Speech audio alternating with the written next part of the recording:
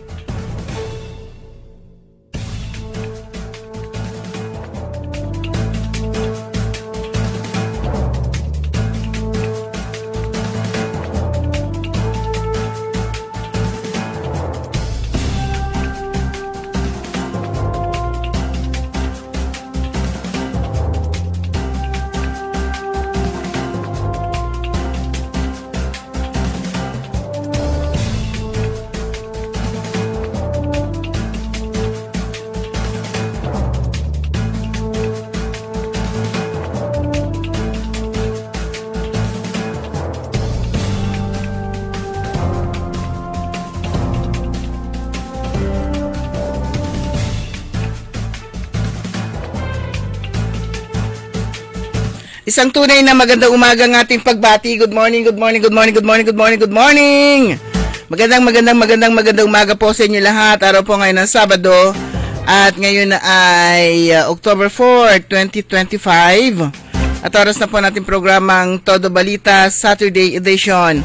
As usual, sa laporan sa oras, ihatid namin sa inyo mga balita sa ating bansa at sa ibayong dagat. Ganyan din pagtalakay po natin sa ating mga lokal na balita. Ang po mga tagapagbalita ko po si Susan Valdezia daw. Kasama natin si Karen Liway Iparagire. Dumako na tayo sa ating mga headlines, sa ating balitang pambansa. Vince Dizon, mga Diskaya firm, susuka daw ng 300 billion sa flood scam. Todo balita. Birth certificate ni Alice Guo, walang visa ayon sa Tarlac RTC. Todo balita. Paulo naglandfall sa Isabela, tinatawid, Northern Luzon. Todo balita. 20 ex-DPWH engineer sa Bulacan, babawian ng PRC lisensya. Todo balita. Romualdez, mahirapang isnabi ng flood control probe. Todo balita. Sa ating balitang lokal, Congressman Marco Huangcon natuwa sa pagpasa ng Philippine National Nuclear Energy Safety Act. Todo balita. Mga school infra projects kabilang sa tinalakay sa LSB meeting sa Bayangbang. Todo balita. Sa ating balitang sports,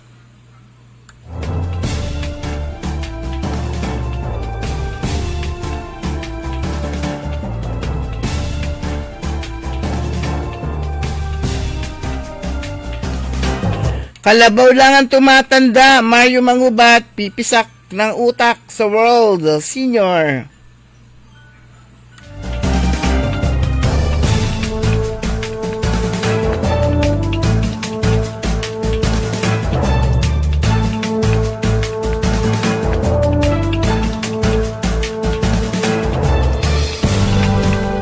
At ngayon sa detalye na ating mga balita.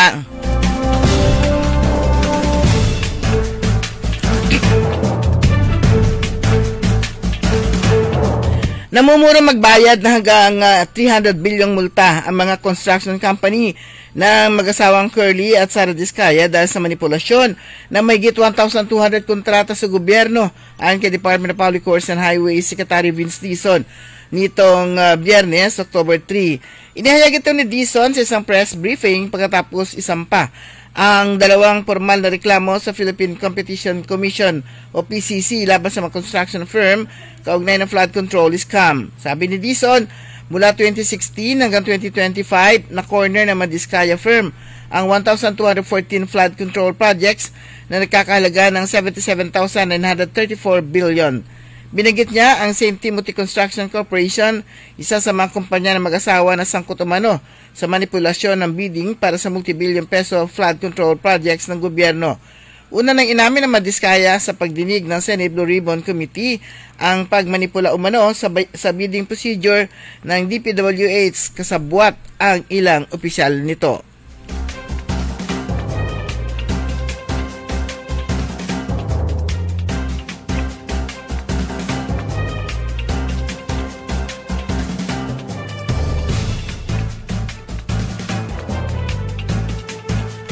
Posibleng ginagamit lang si Cavite Representative Francisco Kiko Barzaga ng ilang grupo para sa kanilang political agenda. Ito ang sinabi ni Senate President Pro Tempore Panfilo Ping Lacson nitong Biyernes, October 3, sabay pahayag ng simpatsya sa ina ng mambabatas na si Dasmariñas City Mayor Jenny Barzaga.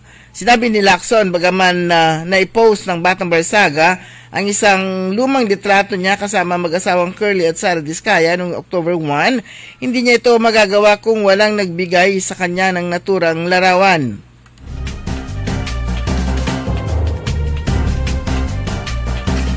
Nauna na itinanggi ni Lacson ang mga aligasyon tungkol sa larawan na kasama niya mag-asawang Diskaya at sinabing kuha ito noong panahon ng kampanya bago pa magsimula ang investigasyon ng mga questionable flood control projects. Isang supporter mula sa Davao City ang sumama sa Diskaya upang imbitahin siya sa isang political rally. Tinanggihan ni Lacson ang imbitasyon. Paniniwala pa ng senador, maari na ang nag-post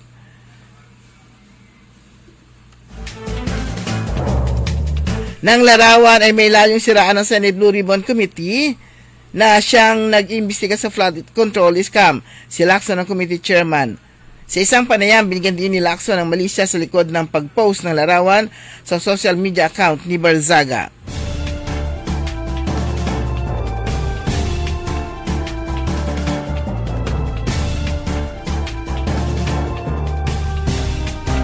Idiniklara ng Tarlac Regional Trial Court Branch 111 na void o walang bisa ang birth certificate ni dating Bamban Tarlac Mayor Alice Gu noong September 24. Kinumpirma ito ni National Statistician at Civil Registrar General Undersecretary Claire Dennis Mapa sa pagdinig ng panukalang budget ng Department of Economy, Planning and Development o DepDev para sa taong 2026 nitong Biyernes, October 3. Ang desisyon ng Korte ay bunga ng petisyon na inihain ng Office of the Solicitor General at Philippine Statistics Authority noong July 4, 2024 na umihiling na kanselahin ang birth registration ni Guo.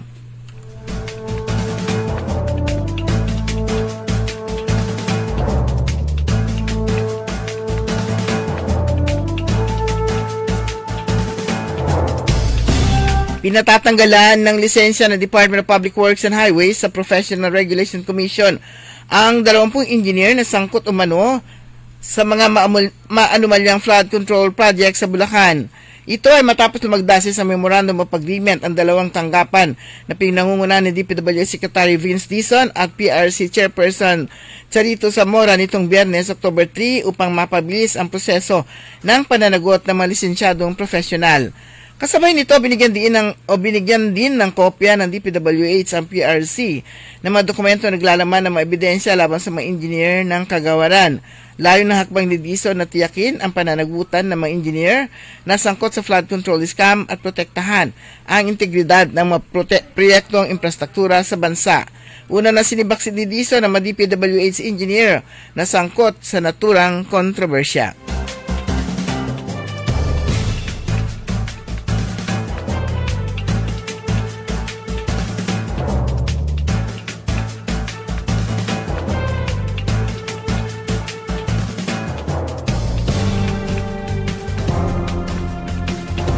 Opisyal nang inalis sa listahan ng mga kasalukuyang miyembro ng Kamara de Representantes ang dating kinatawan na Ako Bicol Party List na si Elizalde Saldico na nagbitiw kamakailan sa gitna ng kontrobersya ng budget insertion at maanumalyang flood control projects. Sa session ng plenaryo makalipas ang hating gabi ng Biyernes, October 3, sinabi ni House Assistant Majority Leader at Sultan Kudarat Representative Bella Vanessa Swansing na sumulat si kay Speaker Faustino D. III upang ipalam ang kanyang pagbibitiw. Sagot naman ni House Deputy Speaker at Iloilo Representative Janet Garin na siyang presiding officer ng session in view of the resignation of Elizalde Co. The Secretary General is hereby directed to drop Representative Co. from the role of members of the House of Representatives. So ordered.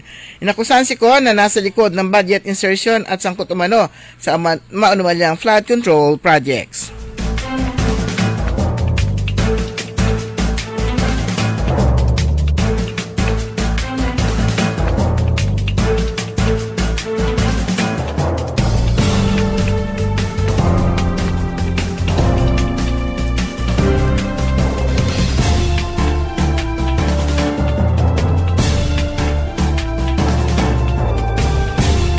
Hinimok kahapon ni Las Piñas Representative Mark Anthony Santos si Senador Mark Villar na magbitiw sa pwesto bilang anyo ng delikadesa kaugnay na maparatang ng pagkakasangkot nito sa umano'y maanumalyang multibilyong pisong proyekto ng infrastruktura kung siya ay kalihim o noong siya ay kalihim ng Department of Public Works and Highways sa loob ng 5 taon. Ayon kay Santos, ang pananatili ni Villar sa Senado habang inimbestigahan ay nagpapahina sa kredibilidad ng kapulungan at ng kampanya ng pamahalaan laban sa korupsyon. Batay sa liham na may petsa October 2, 2025, inatasan ng ICI si Villar na dumalo sa pagdinig sa October 7, 2025, ganap na alas 9 ng umaga sa ICI Building, Fort Bonifacio, Taguig City. Noong Miyerkules, kinwestiyon din ni Santos ang pakikilap ni Villar sa investigasyon ng Senate Blue Ribbon Committee hinggil sa mga maanumalyang flood control projects dahil umano sa malinaw na conflict of interest bilang dating kalihim ng DPWH.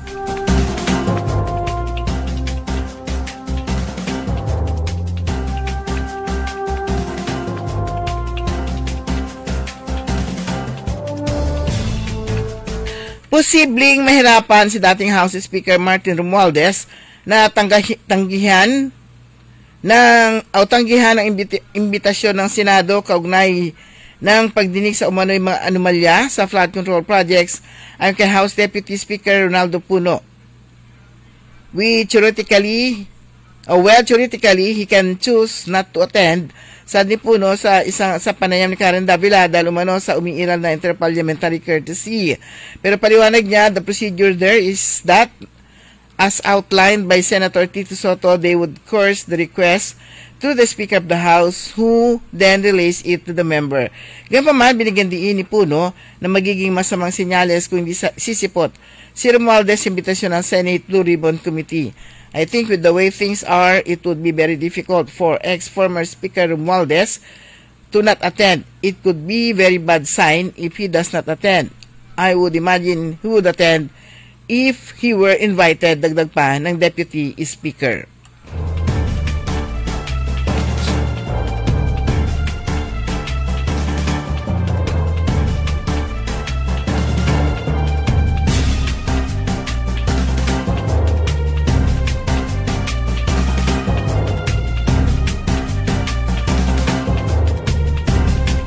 Nilagdaan na sa ating mga balitang lokal, nilagdaan ni Pangulong Bongbong Marcos Jr. ang Republic Act 12305 o Philippine National Nuclear Energy Safety Act o PhilAtом Law noong September 18, 2025. Ito na ang magtatakda ng ligtas at responsableng paggamit ng nuclear energy sa bansa. Ayon kay 2nd District Congressman Marco Wangco, ang PhilAtom ang bagong ahensyang mamamahala at sisiguro ng lahat ng nuclear at radiation activities sa Pilipinas ay alinsunod sa pinakamataas na pandaigdigang pamantayan. Sinabi pa ng kongresista na ang batas nito ay bunga ng mahigit 2 dekadang advokasya niya. Ito raw isang hakbang patungo sa mura, malinis at maasahang kuryente na naway matuldukan na raw ang kahirapan sa bansa dahil naniniwala siya na ang nuclear energy ang sagot sa taon-taong pagkakaroon ng energy crisis. Kaya ngayon na po panawagan niya sa DOE. Ang pagpapatibay ng Republic Act 12305 ay inilalagay ng Pilipinas ang pundasyon ng isang mas ligtas, mas malaya at mas maunlad na kinabukasan sa enerhiya.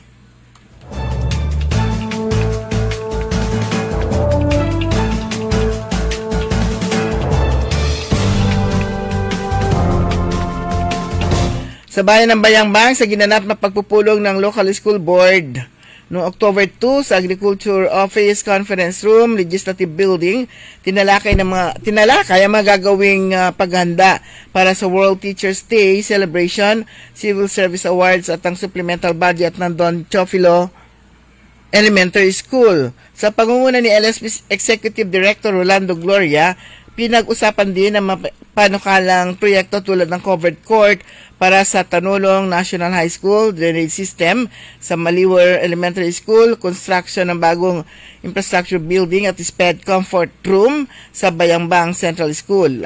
Layunin ng mga aktibidad at planong ito na mapabuti ang pasilidad at serbisyong pang-edukasyon sa buong bayan. Samantala, mabusising pag-aaral ang sinagawa noong October 2, Webes, ng magkatuwang na Technical Working Group at Local Finance Committee para sa pagribisa na makasalukuyang ipinapataw ng mga buwis, multa at singil ng iba't ibang sangay ng lokal na pamahalaan ng mga daan. Daan umano ito para sa sinusulong na pag-update ng Local Revenue Code ng bayan na huling na bago noong taong 2017. Prioridad umano ito ng pamunuan ng lokal na pamahalaan upang mapataas ang revenue o kita ng munisipyo na magiging tulay para sa pagsasakatuparan ng mas pinabuti at pinagandang mga programa, proyekto at aktibidad. Pinangunahan ni Municipal Administrator Attorney Teodora Serdan bilang chairperson ng Technical Working Group ang talakayan na nilahukan ng mga miyembro kabilang Secretary to the Sangguniang Bayan, Juan Aquino, Local Finance Committee na binubuo ni Municipal Treasurer Marilu Gavino, Municipal Budget Officer Julieta Petonio, Municipal Accountant Jose Josie Bulataw at Municipal Planning and Development Coordinator Milagros Padilla.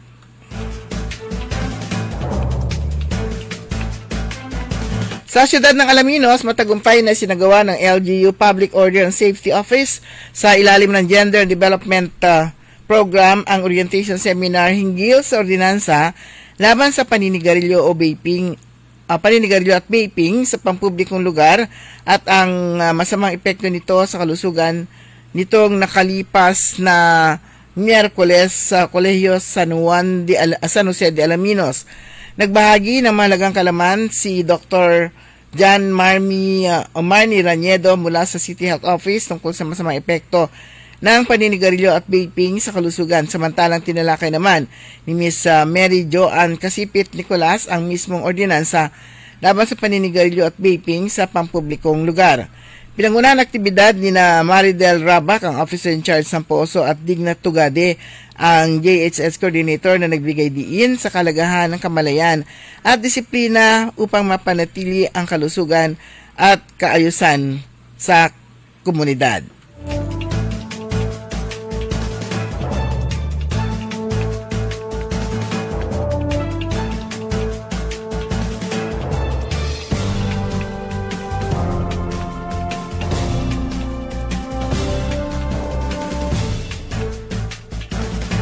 Sa ating balitang sports, iwawagayway ni Filipino FIDE Master Mario Mangubat ang bandila ng Pilipinas sa nakatakda nitong pagsabak sa 33rd FIDE World Senior Chess Championship sa Gallipoli, Puglia, Italy mula October 20 hanggang November 2. Susubukan ko lang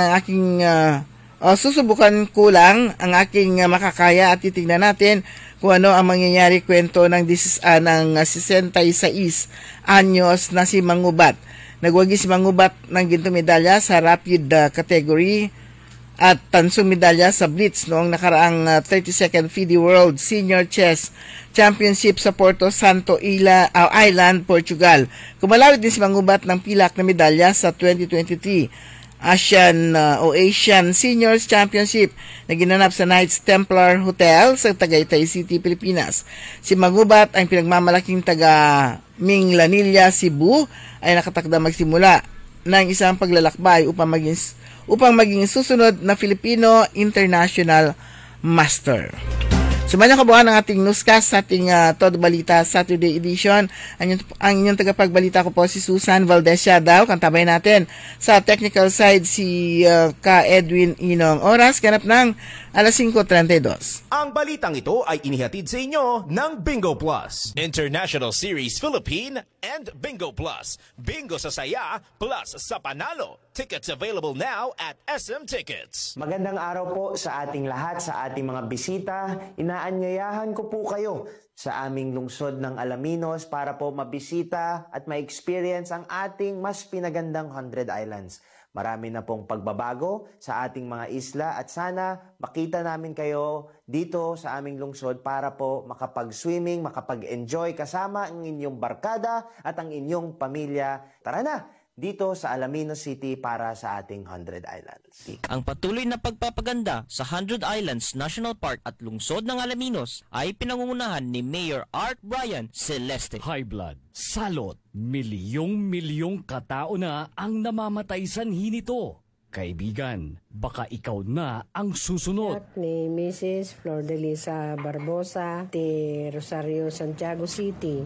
Agtawenak ti 63. Manungatawan nga aglutluto ako, tada karindiriyak. Mariknak agpipikal. Ti imimak iso nga nanggagak ti radyo, dati agas nga pao di arko. Pinadas ko. Mayat ti epekto na. Duti food supplement nga napadpadasa ko. Awan ti epekto na. Dato'y pao di arko, idi nagtumarak, manungal daw lang, han nga agpipikal ti imakon. Awisen kay nga mangpadas, tapno maikatmat, dagita rik-rik na inyo, saksakitin nyo. Kaya kaibigan, buhay mo'y ingatan. Mag-Aldrich Pau di Arco Herbal Capsule na para kalusugan mo ay garantisado.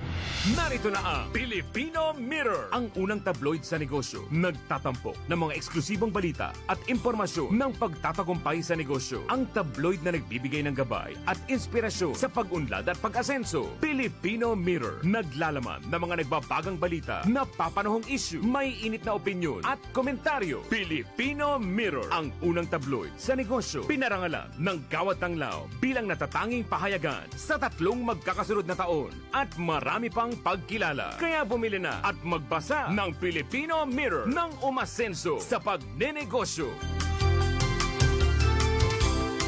DWIZ Liway Manantan at Susan Yadaw sa Todo Balita.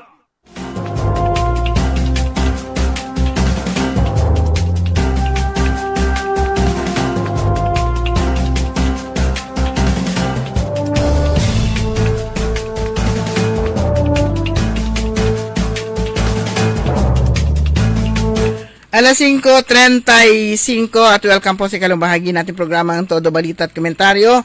Kami po yung matagapagbalita ko po si Susan Valdez Siadao. Ako naman.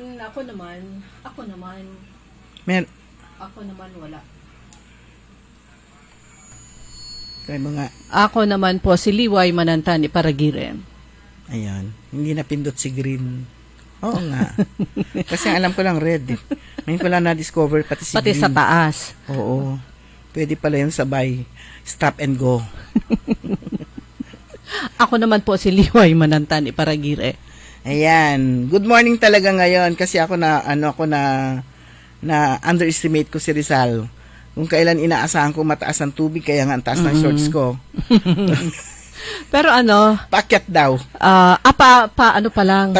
Parating pa lang yung high tide. Pero yung typhoon signal dito sa lalawigan ng Pangasinan, binaba na sa signal number 1. Ayan, mabuti naman. Kasi sabi nga nila, paalis na siya ng Sabado. Oo, medyo mabilis-bilis siya. Pero yung sa ibang mga lalawigan, kagaya ng Aurora, ay grabe yung pinsalang idinulot niya doon. Pero dito sa atin, mukhang tatawid lang. Tsaka naghatid lang ng konting nervyos sa ating mga kababayan na takot na sa baha. Kaya in-advisean ako ng ating guard na siya ay nakaka-monitor sa pagtaas at baba ng tubig. Sabi niya, pag ganun daw ako dapat kasi mamaya mataas na yung tubig. Andyan, sabi niya. Andyan, kasi para nung isang araw sabi, anong oras nag-start? Mga around 2. At syempre sila yung nakakakita dyan sa sa harap. So yun, yung lagay ng panahon, bumubuti yung lagay ng panahon dito sa atin. Although yung typhoon signal number 1 dito sa lalawigan ng Pangasinan, mukhang nakalagay doon sa update ng PDR-RMO, ilang bayan lang yon tsaka lungsod. So, yung signal number 1 ay hindi sa buong lahat ng bayan at saka lungsod. So, ilan lang to na nakalagay. Baka kalahati ng lalawigan. Kalat-kalat. Okay, so, kahapon, ay nung isang araw, last week, may nasabat na di ba? Malaking... Last week ba yun? Hindi ba itong week lang na to? Ano bang araw? Itong week na to kasi Saturday pa lang pala. Nasabat na... illegal drugs, suspected shabu, dyan sa may highway ng Bugalyon, nakasakay sa isang, yung sasakyan nila? Parang van? Oo, parang van. Pero meron follow-through ng PIDEA at saka PNP Pangasinan. Meron na namang nakuha somewhere naman dito sa Labrador. Sabi nga, baka iisa lang may-ari nun. At saka, ito ay yung itsura nung package, nung pakete ay kamukha nung mga nakuha dun sa mga karagatan. Dito sa Rehiyon 1. Parehong light green, tapos yung markings, Chinese markings, tapos yung itsura ng pakete, parehong-pareho. Baka ito yung mga ito yung success, ito yung siyempre kasi balitado na na maraming mga magsasaka yung mga mangingisda yung nakakasabat, 'di ba, ng nakakalambat ng mga yan pinaghinalaang shabu. Alam mo na, parang pelikula lang. Yung may utak na matatalinong, siyempre pagkakakitaan yan, posibleng sinalubong na nila itong na to. Ganun yung utak natin talaga maglalaro Oo.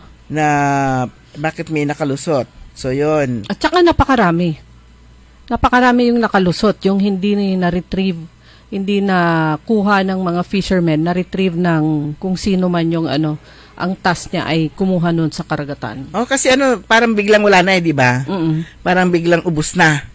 So, posibleng merong nakipagunahan na para makuha yung mga yon. Pero yung nung sunod, ayan na naman, nakalagay na naman yung daliri niya sa nakaka-distract ka.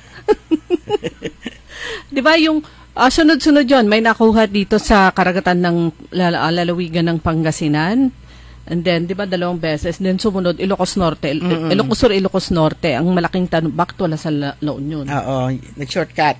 Siguro iba yung dinaanan niya.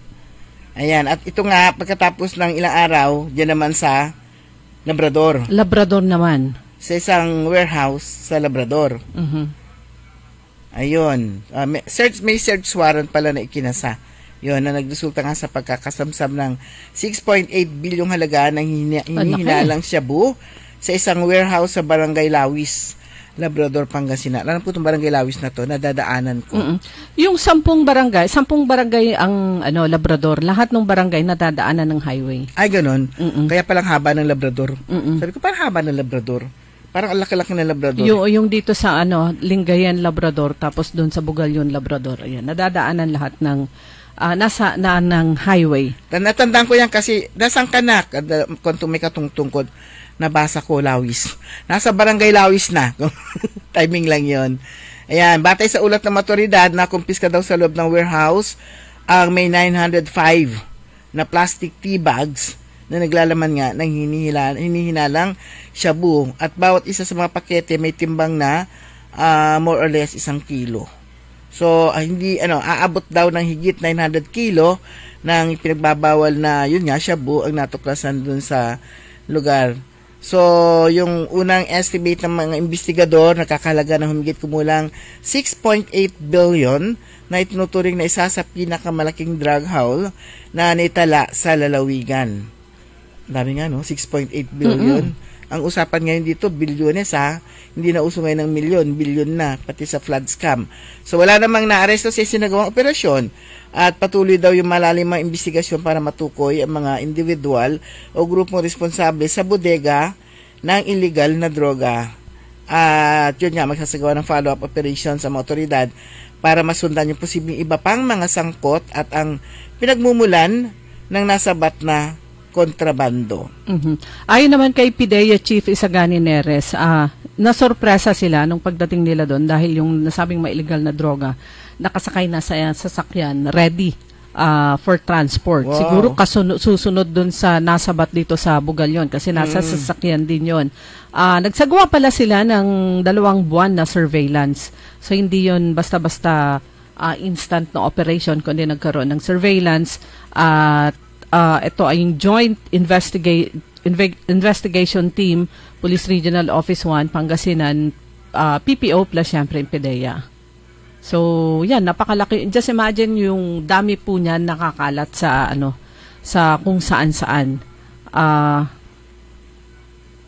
At kung bakit patuloy na ang daming mga na confiscate na mga ganitong klase ng ng illegal na droga at napakaganda pa packaging. Napakaganda yung packaging niya. Kung noon sinasabi na makakatulong sa marketing ng isang produkto yung magandang packaging, branding at packaging. Ito naman ay talagang maganda yung packaging niya. May comment dito, pati ba naman yan, ghost din na may-ari, ghost. Ganun naman palagi, ghost diba? Projects. Ganun naman palagi, diba? Pag may mga operation, usually kung sino yung mga mastermind o kaya nagmamay-ari, kung sino yung may-ari nung unit o kaya nung apartment o yung nag-rent nung warehouse, hindi naman sila makikita sa lugar eh. Hindi mo na nila alam. Hanggang sa matabunan na yung kwento, hindi mo na rin alam kung sino may-ari talaga. Wala na. Pero ito sana nga tutukan na nila ito. Dami at saka talagang dito sa Pangasinan. So sigurado niyan sa ibang lugar meron din. Yan, kaya parang ang luwag ngayon, no? Sobrang luwag ngayon ito na napakaraming lumalabas na ganito. Pero ito nga ang dami at nakakapasok. Oo. Galing sa ibang bansa. Pero ano kaya talaga to? Lumutang ba to mga to o turnover na lang? Ganun eh. Turnover. Kasi picture taking. Kasi para lumutang ang ganitong karami, pero marami naman talaga yung lumutang nun. Oo. Marami talaga kasi yung hanggang dami. Drop off point nila Pangasinan to Ilocos Norte. At syempre yan, sabi nga nila, paano makukuha ng tao intended na recipient? Masabi nga nila may GPS yan at saka itatrack nila kung asan na yung bagahe o kaya yung package kung pinapa-deliver nga sa mga merong truck na, di ba? Kung asa na yung in-order mo online. How much more ito na napakalaking halaga yung kanilang pinag-uusapan o kaya yung kanilang transaksyon. So, mamaya, dadating ang chief ng Philippine National Police sa nasabing lugar sa Labrador. Ayan. Sino na chief? PNP? Nartates. Siyempre, nandun si panibago kasi sila eh. Police Brigadier General Dindo Reyes naman ang Regional Director ng PRO1. Ayan. Mga kaibigan, ang bilis po na oras natin. Ganap ng 5:45. Babalik po tayo pagkatapos po lamang na ilang paalala. That time check was brought to you by ACS Manufacturing Corporation, ISO certified, world-class quality. Makisali sa mainit na talakayan sa Karambola. Live na napapanood ang Karambola via DWIZ 882 Facebook page. Maaari ninyong ipadala ang inyong mga komento o opinion sa aming mga text line. Wala ng tao. 0908-136-6060 o tumawag sa aming hotline 470-1750-54. Karambola Nationwide. Kaya sabay natin paghandaan ang kinabukasan. Sa Fortune Life, maaasahan mo tapat ako sa aking pangako. Para sa compulsory insurance coverage for agency-hired migrant workers, Fortune Life Insurance. Securing your tomorrow today. High blood, salot, milyong-milyong katao na ang namamatay sanhi nito. Kaibigan, baka ikaw na ang susunod. Ni Mrs. Flordelisa Barbosa, ti Rosario, Santiago City. Agtawenak ti 63. Manungatawan nga aglutluto akon, tada karindiriyak. Mariknak agpipikal, ti imimak iso nga nangagak ti radyo, dati agas nga pao di arko. Pinadas ko, mayat ti epekto na. Duti food supplement nga napadpadasa kon, awan ti epekto na. Dato'y pao di arko, idi nagtumarak, manungal daw lang, han nga agpipikal ti imakon. Awisen kay nga pangpadas, tapno maikatmat, dagita rik-rik na inyo, saksakitin nyo. Kaya kaibigan, buhay mo'y ingatan. Mag-Aldrich Pau di Arco Herbal Capsule na para kalusugan mo ay garantisado.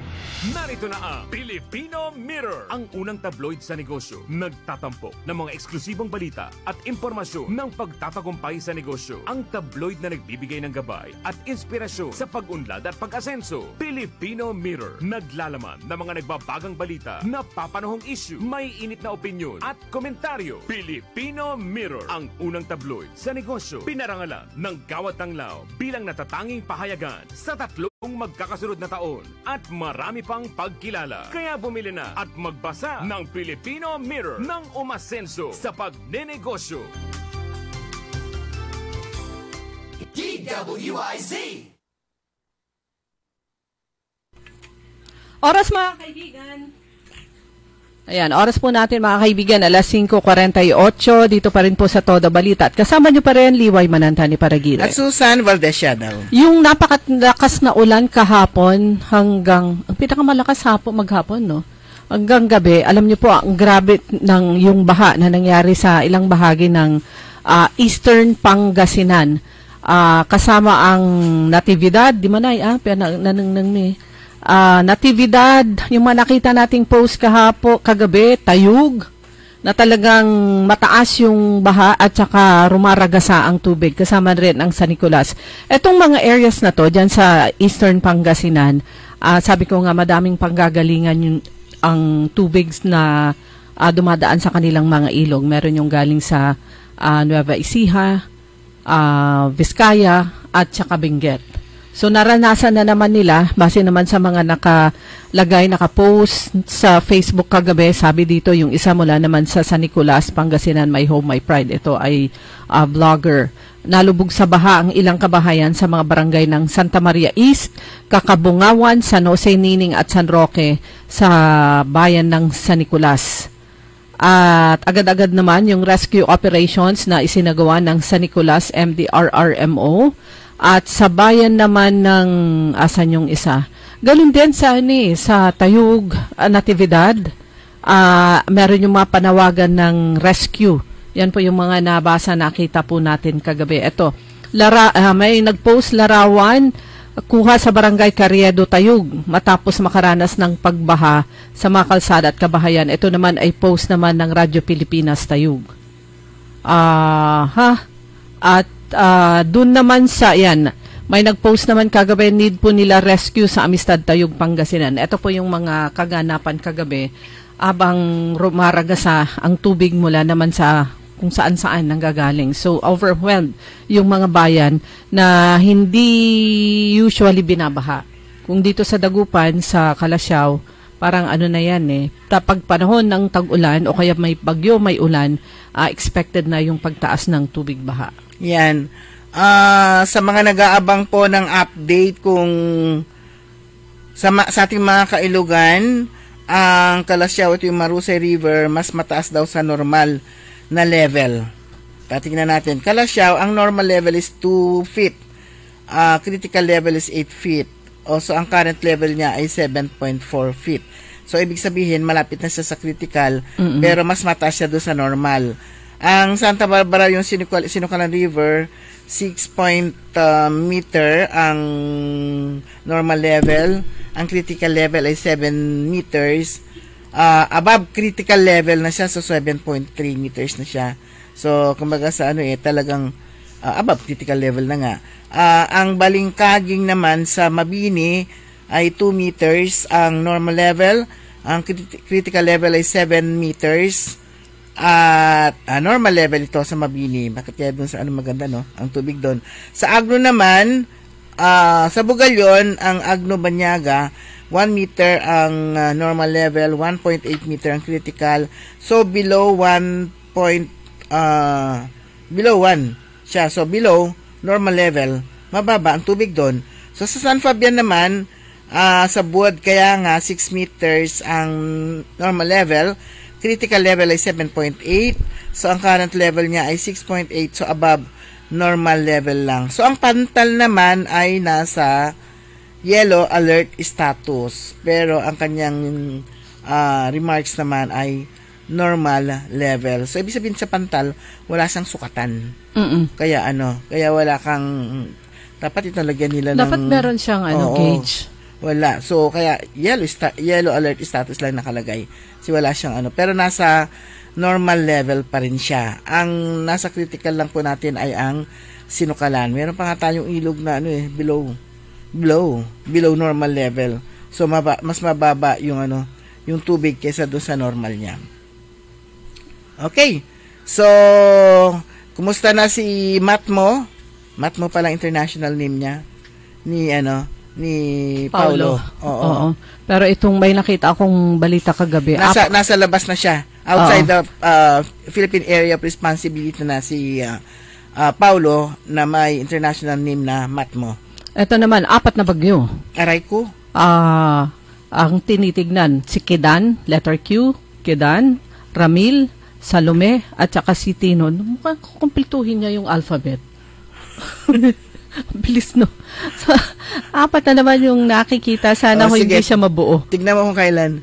Hindi naman na, sa TV to ay ni-screenshot ko lang kagabi. Si Bagyong Kedan, Ramil, Salome, at si Tino.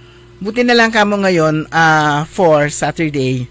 Dati kasi burido ka. Bakit laging weekend? At least ngayon weekend. Umalis siya ng weekend. Oo. At sana dire-diretso na siya. Turo. Kasi si Paulo siya dapat sundan siya ng mga bagyo kasi gwapo. Naku pa, huwag naman. Hindi, ibig sabihin, paalis na siya, di ba? Oo. Susundan naman siya ng iba. Hindi, susundan siya doon kung saan siya pumunta. Paalis sila, hindi sila tutuloy dito. Sana wag silang dumaan dito sa Region 3, Region 2, at Region 1. So, as of today, 5 a.m. for ngayon, di ba?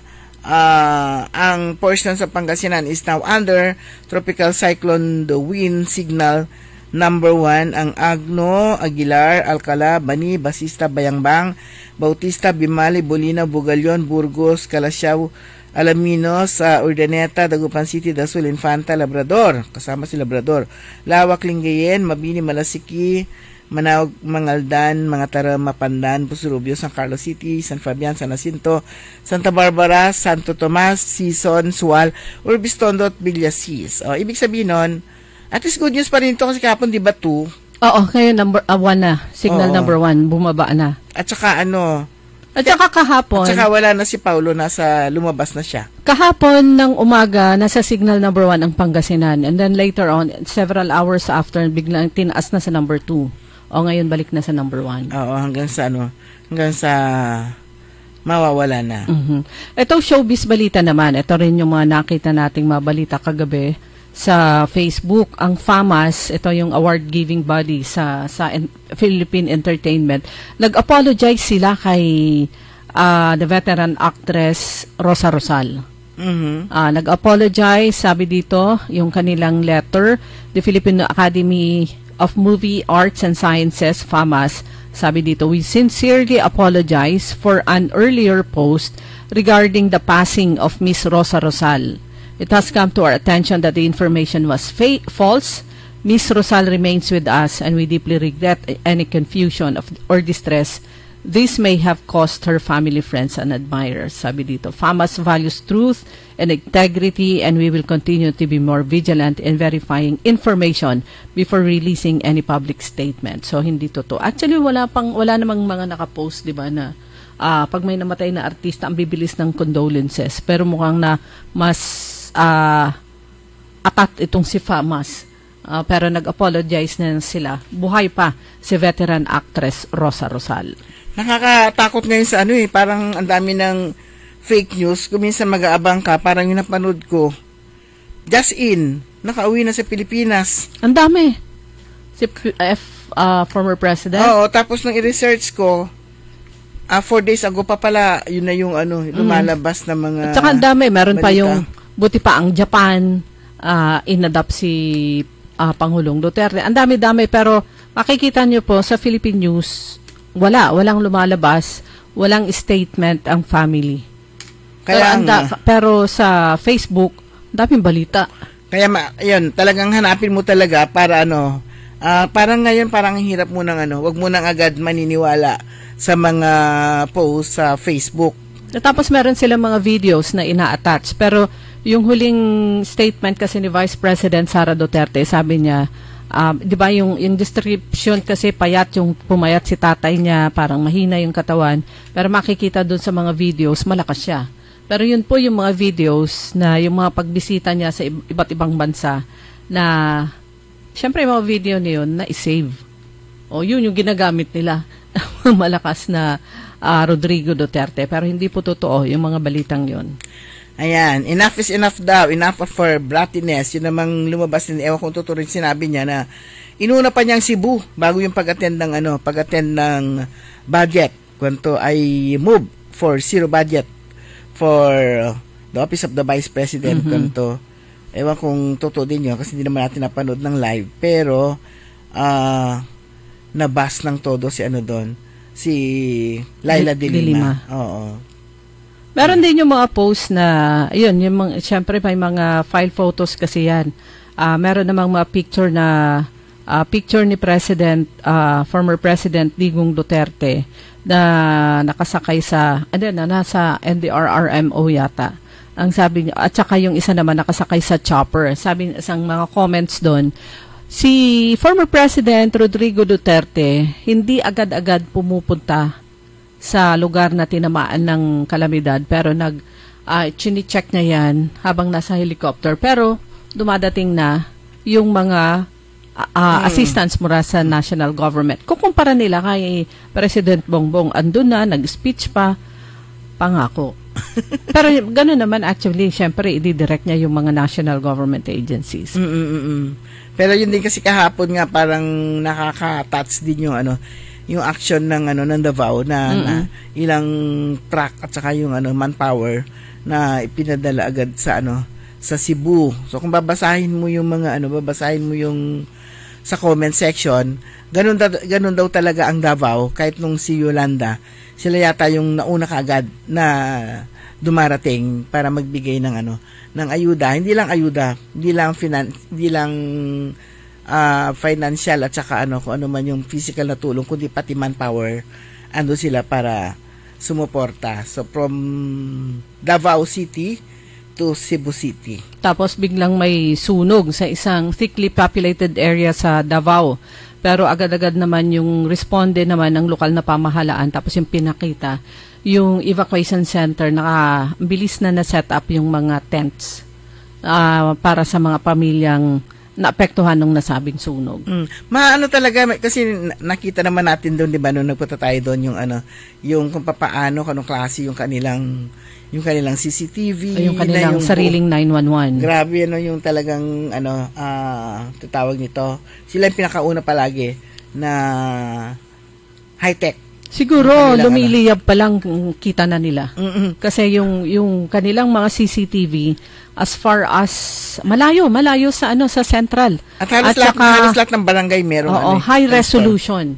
Malinaw. Yung kanilang CCTV cameras. Malinaw. At ang galing ng kanilang ang galing, basta magaling talaga. Kaya kung merong mga talaga dapat merong anong tawag na doon? Yung gagaya? Benchmark. Magbe-benchmark, yun talaga yung yung dapat napuntahan itong dito sa Davao City. Okay, ngayon din naman yung pag-uusapan din, magkakaroon ng briefing tungkol nga po dito sa pagkakapasa ng batas na ito yung PhilAtom Law o yung Philippine National Nuclear Energy Safety Act na nilagdaan kamakailan ni Pangulong Bongbong Marcos ng Republic Act 12305. Ito daw yung magtatakda ng ligtas at responsabling paggamit ng nuclear energy sa bansa. So yung mga darating, yung mga sila yung mag-explain kung ano itong PhilAtom Act na to. Yan, isa sa mga pinakabagong batas dito sa ating bansa at isa sa mga kamakailan ay pinirmahan ni Pangulong Marcos. Congratulations congratulations sa buong Pangasinan dahil sa calendar year 2025 full disclosure policy o FDF compliant daw ang mga LGUs ng Pangasinan. Halos lahat sila Ayan. Mula letter A hanggang letter V. Pero yung mga lang mga binanggit, mga towns, hindi kasama dito yung mga syudad. Siguro iba naman yung nila. Iba yung kanilang title. Pero ang lalawigan ng Pangasinan, ang provincial government ng Pangasinan, ito po ay itinanghal bilang DILG Champion of Good Governance. Ayan, congratulations. Siyempre, under the leadership of Governor Ramon Gico III, at full support naman ang sanggunian headed by Vice Governor Mark D. Guzman Lambino.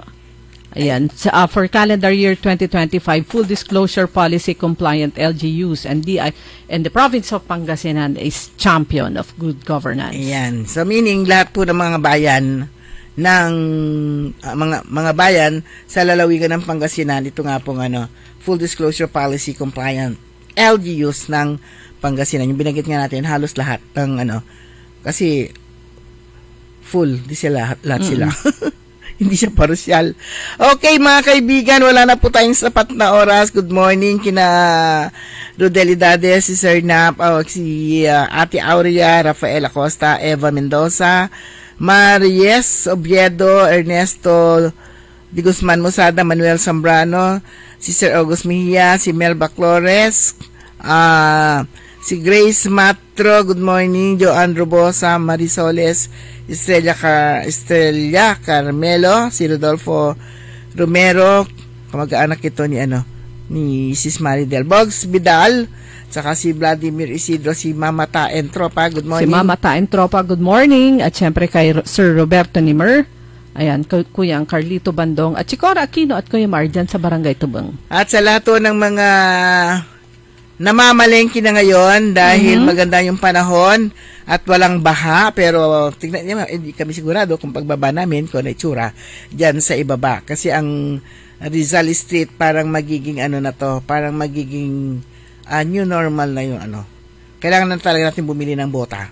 Bota na mababa at bota na hanggang baywang. Yes. Gusto ko ring bumili ng ganon.